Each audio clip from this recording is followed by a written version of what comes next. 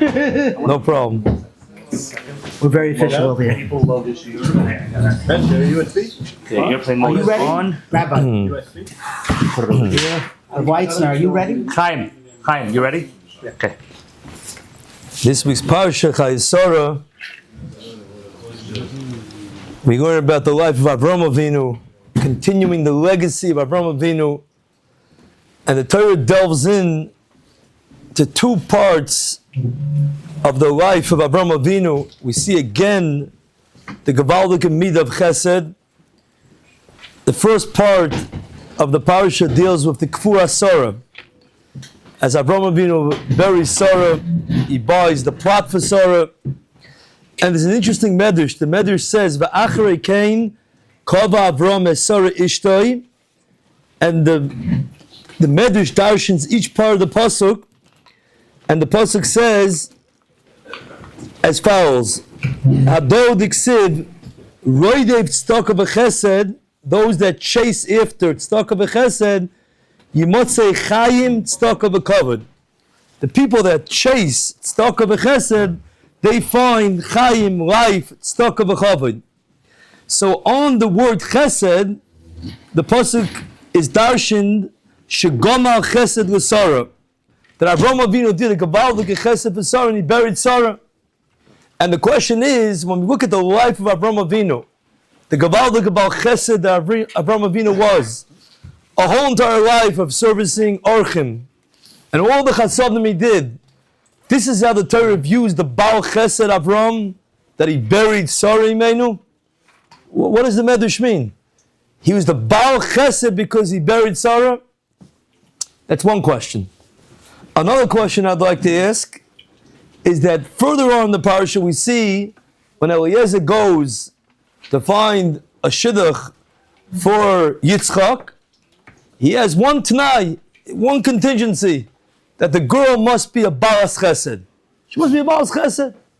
As a matter of fact, he goes to his family, he goes to Psu and Lavan, and he must find that this girl has to be a Balas Chesed. And the show is why? Why Dafka Balas Chesed?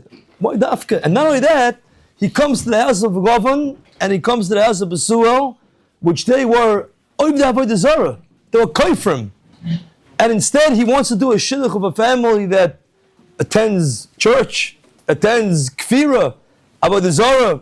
That he's fine with, as long as the bali chasadim. This question is already asked by the Rishonim.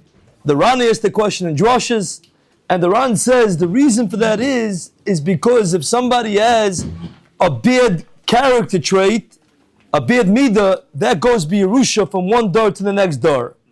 Masha'inkin, if somebody's a koifer and they do big averas, but their children can grow up, they can go to yeshiva, they can go to Bais Yaakov, they can go to seminary, and they can learn their own path in life. But still we see that it was so important for the Avos HaKadoshim, it was so important for Avraham Avinu, it was so important for Eliezer to find the tzugapas, the compatible shidduch with Yitzchak. The girl must be a Balas Chesed. Midos are what passed down. Midas is what passes down. Very good point.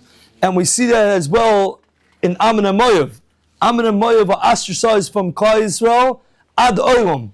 They can never ever come into Klal Yisrael, even if their great grandchildren want to become Gerim, they can never ever come. And the pasuk says, why not?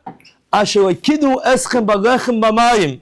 Because when Klal Yisrael is passing by their border, they didn't come out and they didn't greet Klal Yisrael with water and bread. Also, Shaul's sons. Yeah. David Melch Asad, who killed him. From coming into Klal Yisrael as well. Right. So this, the Torah says, a reason by Ammon and Moav, Asher kidmu eschem b'lechem b'mayim, and the Ramban says, because they should have had a koros hatoiv to Avraham Avinu, because Avraham Avinu went and he saved Lot.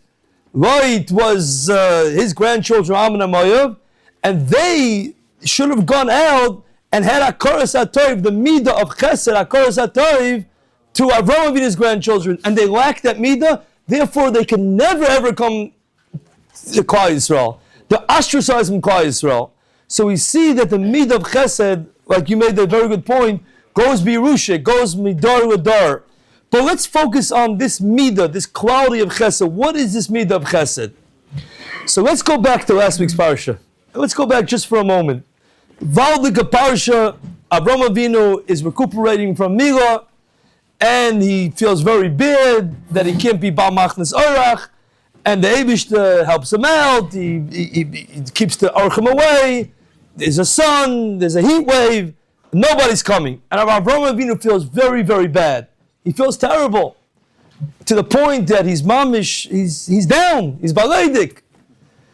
So what does HaKadosh Baruch Hu do? He sends Orchim, he sends Yishmaelim. The Yishmaelim come, and the Yishmaelim come by the tent of Avraham Avinu, and Avraham Avinu tells HaKadosh Baruch Hu, listen, I gotta go greet the Orchim. I gotta go greet the Orchim. And the Gemara in Shabbos Darshins, Perik Mefanim, Daf Kuv Chav Zayin Amar Aleph, Gedei Achnosas Orchim, Mekabos Pnei Ashchina. Bigger is Achnosas Orchim from actually having a Gilui of HaKadosh Baruch Hu. Now I have a couple of very simple questions. I know we're asking a lot of questions. Hopefully we'll come out for big side and we'll wrap everything up. My question is like this. Why was Avraham Avinu so upset that he couldn't do chesed? There's no Orchim. Is anybody in this room upset that they can't take a Lulav and Esrog today? I don't think so. It's not Sukkos. So Avraham Avinu, there's no Orchim. And Avraham Avinu is upset. And he's down. He's despondent. We could always do Achanas Orchim. Lulav is only a certain time of the year. But there's no Orchim. They don't exist. You can still get it. I don't know. But why are you upset? I can't do lulav and esrog now. Right. I wouldn't get a mitzvah. Right. I get it, there's no orchim, but if an orach came, then I can't do it. But the Orchim are not here. Nobody needs food. That's why he was upset. Why? He doesn't have the mitzvah. But he doesn't have the mitzvah. The mitzvah's not here. Are you upset on Tuesday that you can't make Kiddush? Yeah.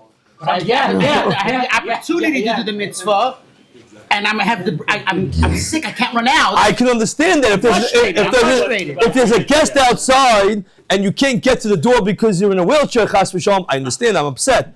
But there's no orchim. Everybody has what they need. Imagine everybody in Klal Yisrael is rich. Everybody had millions of dollars. Would be upset you can't do chesed? I still have the opportunity. Rabbi said, this is unbelievable b'nei Ma'ila. Wow. He's mamish talmidim of Avraham Avinu. I still have the opportunity. He still can do, but he's not able to. Also, he wants to show other people about how to do it, and now he can't. Avram was the first Jew, and Torah, the Torah stands on first Bein Adam L'Chavera. Without Bein Adam L'Chavera, you cannot have, the Torah has no foundation. Okay, so let's get to that. We're going to get to that at Mamish in a minute. We're going to develop it. So that's question number 1. Question number 2 is a question that Big Mefarshim asked. Shlomo Hayman asked this question in his sefer, in the back, in a letter, in the Ksavim. He doesn't understand something. We have a klal called Oisik b'mitzvah patam min mitzvah. If somebody is engaged in a mitzvah, he is not allowed to stop the mitzvah to do another mitzvah. For instance, if somebody is saying Kriya Shema, and an ani comes in, and ani wants a donation, he solicits money, Oisik b'mitzvah patam min mitzvah.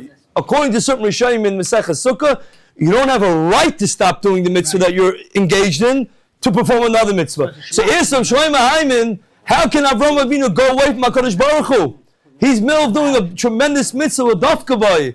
He's being with dafka. He's middle of being misdavik on HaKadosh Baruch Hu. So how can he stop the mitzvah of dveikus on HaKadosh Baruch Hu to go to the archim? Oisik b'mitzvah patam min mitzvah. He's being misdavik on HaKadosh Baruch Hu. So I already hear the Oyom's tumbling, and there's a big Ramban, and the Ramban says that that HaKadosh Baruch Hu's Gilui Scheiner wasn't a mitzvah, it was like an extra credit. So maybe one can say like that, it wasn't a mitzvah, but they seem to assume, Rabbi Shlomo Hayman, and the one who wrote the letter to Rabbi Shlomo Hayman, that it was indeed a mitzvah. So how can Avraham Avinu tell HaKadosh Baruch Hu, time out, I got to go to the Archim, Oisik b'mitzvah, patam min mitzvah. And thirdly, I know we're asking a lot of questions, but we're going to wrap it all up in 1 minute. Third question is, Avraham Avinu is called Oyhavi, my beloved one. There were 3 others. What was the character trait? What was the essence of Avraham Avinu that he was called Oyhavi, my loved one? Why was Avraham Avinu called my loved one? Yitzchak also was an Av. Yaakov was an Av. Why was he called Oyhavi? What made Avraham Avinu? Why did HaKadosh Baruch Hu love him so much that he called a Moavi. So Rabbi said, maybe we can say like this, and maybe we can wrap all the questions up with one Yossi. There's a Peldik of Medrash in Tehillim. Medrash Ohr Chaim says that Avram Avinu meets up with Malki Tzedek Melech Shalom. Malki Tzedek Melech Shalom is Shem. And he meets Shem, and he says to Shem, you know what? You were in the Teva. Tell me what happened in the Teva. What did it look like? What was life in the Teva? Tell me. I want to record it. What did life look like in the Teva? And Shem tells Avram Avinu, I'll tell you, we were very, very busy. Chesed. Chesed by day, chesed by night. There were animals that were up by day, slept by night. Up by night, slept by day. Up 24 hours, slept 24 hours. And we, my family, we are continuously being involved with chesed, with animals. So, Zok the Medrash, Avram Avinu made a kal v'chomer. Now, if in order to save the world, we had to do, Noach and his family had to do chesed with animals, so kol shekain, I have to go out and do chesed with human beings. And that's why Avram Avinu vayita Eshel. Right away, Avram Avinu went and he built himself an Eshel, and Zok the Medrash, Eshel is an acronym for Achila, Shtiya, and Levaya, and therefore he created a hotel that anybody wanted to come and enjoy refreshments and enjoy a good vart and eat together with Avram Avinu. It was open. It was open. Now, Bais, I have a question. Here's the question. Bishlama Noach, he was engaged in Chesed Yom V'Layla because he wanted to save the remaining people in this world, which was himself and his family. But why did Avram Avinu need to be Oisik in Chesed? What was the kal v'chomer? The world wasn't coming to an end. When Avram Avinu heard this from Malki Tzedek Melech Shalom about what happened in the Teva, Avram Avinu made a kal v'chomer. What was the kal v'chomer? Avram Avinu didn't have to save the world. That wasn't Avram Avinu's mission. Noach had to save the remaining people in the world. The 6-7 people that were still alive, Noach had to save them. So he had to be Oisik in Chesed. So what was Avram Avinu's kal v'chomer? So Rabbi said, we see a nifudiki Yossi. We see Yossi, which he, what's his name? Elazar Reuben started alluding to, which was a Yossi in Musar, that the Baal Muslim say, which really comes from the Ramchal, which is as follows. Olam chesed yibane. HaKadosh Baruch Hu created a world of chesed. Says the Ramchal, why did HaKadosh Baruch Hu create this world? He created this world because the nature of HaKadosh Baruch Hu is toiv.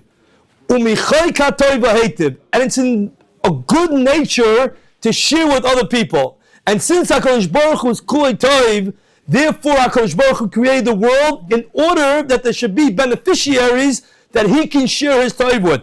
Avram Avinu was the first Talmud of HaKadosh Baruch Hu. And Avram Avinu's mission in life was to create Talmidim and to share this aside that the world was created to be mated with others, to benefit and help other people. And that's why Avram Avinu built himself an Eshel. There's the mind-boggling Targum Yossie in Brazil in last week's Parshas. Avram Avinu invites in the Malachim, the Echla Pas Lechem, and take yourself some bread. Says the Targum Yossie ben Brazil, take yourself some bread and bench Birchas Hamazon. Hey, who said anything about Birchas Hamazon? This is a scam. I invite you in for a meal, and I make you say Birchas Hamazon. So I saw this Rabbi Kamenetsky in Parshas told us, he says, Amor Dikazach, you know what Avram Avinu's chesed was? He invited you in, gave you a gourmet, lavish meal, and then the Orchim would say, you know what? Thank you very much, Avram Avinu. Avram Avinu would say, no, don't thank me. Thank HaKadosh Baruch Hu. Says Rabbi Kamenetsky, he did a lot more. What Avram Avinu did was, he would sit his Orchim down and say, listen, I found the Eibishter, and the Eibishter created the world. You know why he created the world? To help others. That's what you're going to do. You're going to help other people. And then this person would go out and he'd meet another person, and he'd get all into, and this is what the Talmidim of Avram Avinu. Olam chesed yibane was HaKadosh Baruch Hu created a world to do chesed with others. And that's what HaKadosh Baruch Hu wants from us. HaKadosh Baruch Hu wants from all of us to be mated with other people, to find people that need our help, and there by giving to other people, we are going in the ways of the Rambam says there's a chiyuv for each and every one of us to emulate HaKadosh Baruch Hu and go in the ways of HaKadosh Baruch Hu. And where do we learn this from? Avraham Avinu. Avraham Avinu was the one who took that, not message, but he took this Yisod, Oyom Chesed Yibaneh, and he created a world. And the Rambam says Avraham Avinu reached over 10,000 people. 10,000 people in the life of Avraham Avinu. Noach couldn't reach one person. And Avraham Avinu reached over 10,000 people. Schwab in Parshas is Masber, because the mission of Avraham Avinu was he was extroverted. So from Schwab, Noach lived a life, that's what Schwab says, he was introverted. You want to come to me, you can come to me. Avraham Avinu went out and he shared this big Yisrael HaKadosh Baruch Hu. Zog Rabbi Yerucham Avovitz, just one second, I'll get with you. Zog Rabbi Yerucham Avovitz, our life is built on a premise of chesed. Everything that we do in life could have a component of chesed, says Rabbi Yerucham, even if we have a business. And he says a beautiful mashal. He says a murdik mashal. He says a man comes on a train, 3 o'clock in the morning, the man comes into a train station, and he's looking for a horse and buggy. And he finds a driver and he says, do me a favor, take me to the nearest hotel, but it should be a cheap hotel. I can't afford it, but it should be nice. And the wagon driver says, you know something? I had this wonderful idea. There's a wonderful hotel on the other side of town, and they have a beautiful accommodation. It's pretty cheap. And he engages him in a conversation. Where you from? And he says, I work the night shift because I need to support my family. He and her back and forth. And it brings him to his destination. He lets him off. He gives him his fare. He says, thank you so much. It's going to help me support my family. Yashikoyach, Yashikoyach. And that's it. He never sees him ever again. Similar scenario, guy pulls in 3 o'clock in the morning, and he's looking for a cab, he's looking for a horse and buggy, and this guy comes up, and Rabbi Yerucham says, he comes and he's cursing, and he says, I gotta work the night shift to support my family, it's terrible. He says, you know something, just get me to a hotel, cheap hotel, nice accommodations, and the cab and the horse and buggy driver is thinking the whole time, let me think of a hotel where I can get a kickback from the hotel. Let me go somewhere where they're gonna give me some money. So says Rabbi Yerucham, the guy comes to the hotel and he tries to pay him. He doesn't even want to take a thank you from him. Just give him the money, he's gone. So Rabbi Yerucham, the first one, was such a Baal Chesed. He helped the person out, he's nice to him. The other one, doing the same exact job, but he's missing the component of Chesed. So we have to look in our lives for ways to emulate HaKadosh Baruch Hu, no matter what we're doing. If we're involved in business, we're involved in Abbot Torah, we have to look at ways to help every single person, because that's the job of a Yid, is to emulate HaKadosh Baruch Hu, Olam Chesed Yibaneh. And that's what Avraham Avinu was teaching us in these Parshas. So therefore, HaKadosh Baruch Hu is talking to Avraham Avinu. He is giving him a Gilui Shechina. You can't get bigger than Gilui Shechina. But Avraham Avinu knows that it's a stira to be talking to HaKadosh Baruch Hu, if at the same time you can be emulating HaKadosh Baruch Hu and going out and doing what HaKadosh Baruch Hu wants most, which is helping other people. That answers question number 1. Question number 2 is, why was Avraham Avinu with Tsar that he didn't have Orchim? He was with Tsar and didn't have Orchim because that was Avraham Avinu's mission in life, was to help other people. So even though there were no Orchim and he didn't have a mitzvah Achnosis Orchim, but he was upset. Why was he upset? He was upset because he wanted to be a native to others, because that's why HaKadosh Baruch Hu created the world. And that maybe is why Avraham Avinu is called Avraham Oyavi. Avraham, my beloved one, because he loved Avraham Avinu so much. Avraham Avinu took that Yisod of Oyom Chesed Yibaneh and he versprayed, he spread it around the whole entire world. Now, let's come to this week's parsha. Avraham has to bury Sarah. Is there a bigger chesed in this world of where you do a chesed for somebody that can't reciprocate? Many times when we do chesed, it's because we have something in mind. Oh, I'll take this guy here because he'll be back. I'll be friendly with him in Shul, so he'll say something nice to me. I'll give something to the Shul, so maybe they'll give me Shlishi, finally. Or maybe they'll give me Mafto, maybe they'll give me Hagbah, maybe they'll mention my name. Maybe the Rabbi will say something nice about me when I make a shidduch for one of my children. Chesed Shalem is, like Rabbi Reuben mentioned, is where you do something, Mr. Reuben, where you do something entirely for a person and you don't get anything back. That is Spitz Chesed. Oylam Chesed Yibaneh. And now we can understand why it's so important in the shidduch. I saw something beautiful from Scheiner this morning. Beautiful. What was the sign that Eliezer says? Eliezer says, I need the girl to come. I'm going to ask her for a little water, and she's going to give me water, and then she's going to feed the camels. She's going to give the camels to drink. Says of Scheiner Kotler, he didn't ask her to run a chesed organization. He didn't ask that she should be the Balas Chesed of the century. He asked that when she brings her own water to drink, she should pour a little bit for me. She should pour something for the camels.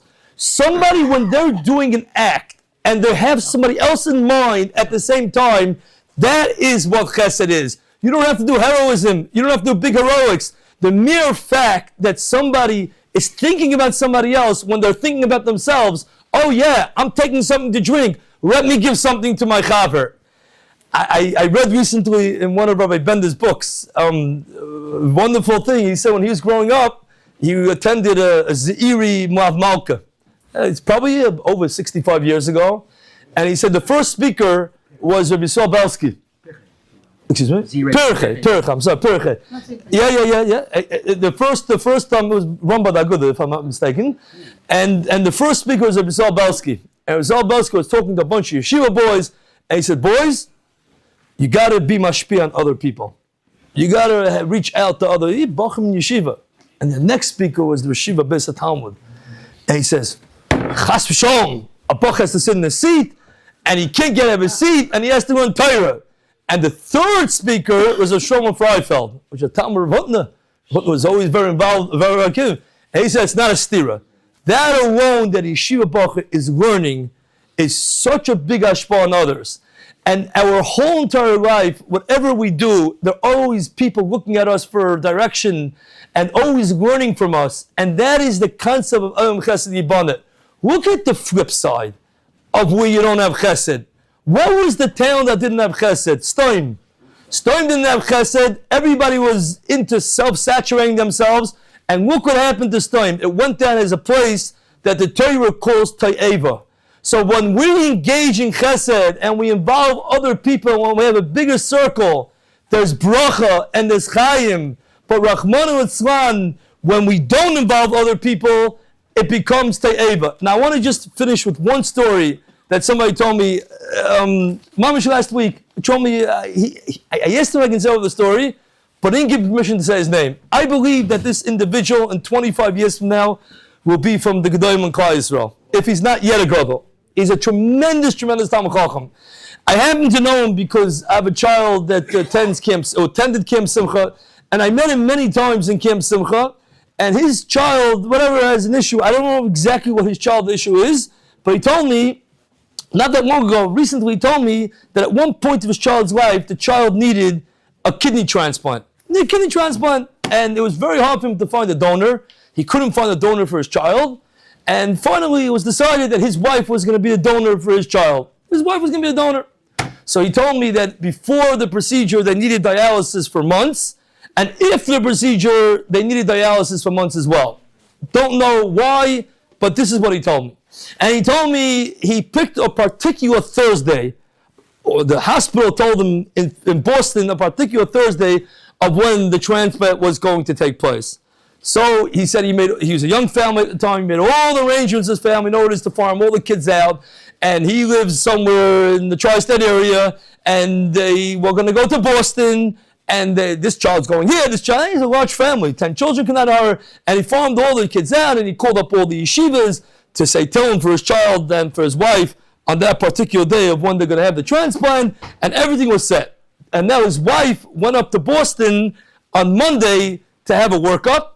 Tuesday night, he gets a phone call. And he says, this is Children's Hospital of Boston. We have a tremendous favor to ask of you. There was a child that was supposed to have a transplant on Wednesday morning, and Me'eza Tam Shiyah, the kidney that was supposed to be transplanted to this child, went bad. But there's another donor who was also supposed to give to somebody else, and another donor who couldn't be a recipient. So the only way that child who was supposed to have the transplant on Wednesday would be able to get the kidney is if you switch, and instead of Thursday, you come on Wednesday, and the child that's supposed to be on Wednesday will go on Thursday, but the child that's supposed to go on Wednesday can't have the transplant a day later than Thursday and will not be available a day before Thursday. So they said, but it's your slot, it's your decision, and whatever you decide to do, it's perfectly fine. We respect and we wish you good luck. Now he's in Brooklyn. It's late Tuesday night. He's thinking it's at 10 o'clock. He has no idea how in the world he's going to make all these accommodations. Men are not very good at this, making accommodations. Anytime I go away, my wife has to come with me. She's scared I'm going to leave kids in Brooklyn. So anyways, so he's very nervous that, you too, right? Anyways, no, for sure not, right? And so anyways, he said, no way. Anyways, so he says that he had no idea what to do. So he called up his father. His father's a very big Talmid Chacham. And he says to his father, Daddy, do I have to do it? No, Dad, I found out. I don't know how he found out. He said the other party's a guy. So his father said, I don't know. We got to call Shmuel Kamenetsky on this. Say, call Shmuel Kamenetsky. This is years ago. And Shmuel Kamenetsky tells him, listen, you're going into such a delicate procedure. Was ist schlecht, wenn man tut a Teufe für a Zweite? What's wrong if you do a Teufe for somebody else? You get your act together. So he tells her, Shmuel, oh, but the other is a guy. So Shmuel says, Samach nicht aus. A chesed is a chesed. So he tells me, what a mice. I said, it's mafurish in the psukim. Ramban says Avram Avinu knew that the malachim were malachim. He knew they were malachim. Not only that, I don't even know why was he giving them food. Zokta Maral, because chesed is in the hands of the noisen. Even if the makabel is not deriving a pleasure or deriving benefit, still we have to be givers. And that's the lesson of the life of Avram Avinu. And Avram Avinu, in order to have a continuity, in order for somebody to perpetuate Avram Avinu's legacy, he needs a daughter-in-law that's a Baal Chesed. And that was so important to Avram Avinu, to take a daughter-in-law that would perpetuate and be mamshech, this unbelievable legacy of Chesed. And it's only with this hamshach of Chesed is the bracha in Klal Yisrael. So HaKadosh Baruch Hu should help that b'schus we all come together. We should all take the lessons from these couple of parshas to keep on ending like HaKadosh Baruch Hu oyom Chesed yibane. And that's schus and mitzvah Hashem HaKadosh Baruch Hu shower us with bracha v'atzlacha.